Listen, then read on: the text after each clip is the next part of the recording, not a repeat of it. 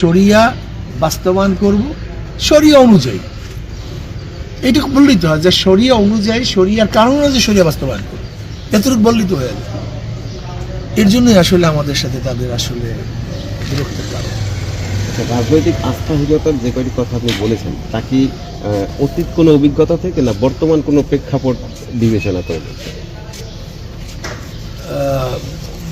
মানে প্রশ্নটা কিন্তু ক্লিয়ার না। রাজনৈতিক আস্থাহীনতার কথা, যেমন তারা শরিয়াটা আসলে কিভাবে বাস্তবায়ন করবে, আগে করবে না পরে করবে, এটা কি অতীত কোনো ঘটনা থেকে বলছে না? তাদের স্পষ্টই বলছে, অতীত আর বর্তমানের ক্ষেত্রে স্পষ্ট ঘোষণা দিয়েছে। এবং তারা ব্যাখ্যা এখন দেখেন তাদের ইশতেহারের মধ্যে ইসলামের কোনো ইসলামী আইন পাশ করবে, ইসলামী আইন হোক অনুযায়ী চলবে, এরকম কিছু আছে কিনা দেখেন আপনারা, সে তো মনে নাই।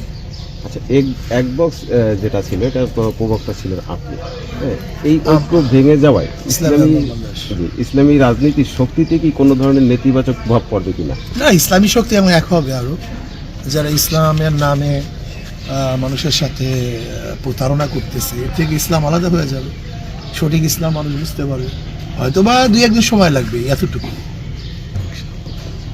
আচ্ছা, মডেল রাষ্ট্র যেটা আপনারা বলছেন যে মডেল রাষ্ট্র, এদেশের মানুষ আধুনিক যুগে শরিয়া আইনের যে সফল প্রয়োগ দেখেনি, শরিয়া আইনের যে বিগত দিনে কোনো সফল প্রয়োগ দেখেনি।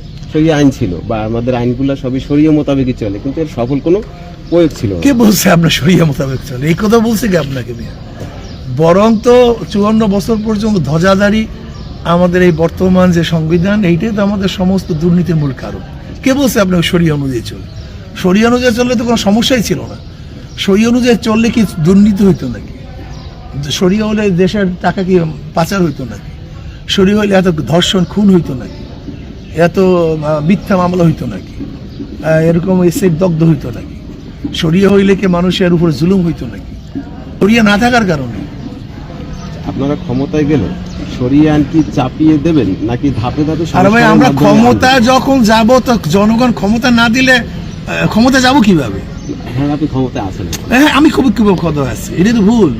যদি জনগণ আমাদেরকে ক্ষমতা দেন তখন আমরা, জনগণ ক্ষমতাই দিবে, আমরা তো স্পষ্ট বলছি কোরআন ও সুন্নাহর আইন বাস্তবায়ন করবো। যদি এই কোরআন ও সুন্নাহর আইন বাস্তবায়ন করব, মানুষ আমাদেরকে ভোটাধিকার দেয়, তাহলে তো মনে করবো কি তারা এটা চায়? নারী ক্ষমতায়ন, যেটা আমাদের ইসলামের একটা বিষয় আছে, সবচেয়ে বেশি নারীদের অধিকার ইসলাম সবচেয়ে বেশি দিছে, কিন্তু নারীদেরকে পণ্য ইসলাম বানায় না। এটা হলো আসল কথা।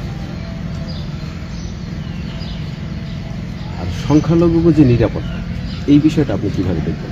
সংখ্যালঘুদের নিরাপত্তা ইসলামের সবচেয়ে বেশি আছে। আমরা মনে করি ইসলাম হুকুমত কায়েম হলে এদেশের বিধর্মীরা যারা মুসলমান তার চেয়ে মোটেও কম থাকবে না, কম অধিকার ভোগ করবে না, বরং সমবন কোনো জায়গায় বেশি তার অধিকার ভোগ করবে। বর্তমান সরকারের অধীনে নির্বাচনে কি কোনো সংখ্যা প্রকাশ করছেন কিনা? না, তা তো অবশ্যই আছে। নির্বাচন হওয়ার আগ পর্যন্ত আমরা সংখ্যা সবসময় রাখি, আমরা শঙ্কিত সবসময়। নির্বাচনে ডিক্লেয়ার হওয়ার আগ পর্যন্ত এই দেশের কারচুপি হতে পারে, এর আগে আমরা এই কোনো কথাই বলবো না। এমনকি ডিক্লেয়ার হওয়ার আগ পর্যন্ত হয়তো বা দেখা যায় মেকানিজমটা, ইঞ্জিনিয়ারিংটা ওই গণনার সময় করতে পারে, এমনকি রিটার্নিং অফিসারও করতে পারে। বিগত দিন যা করছে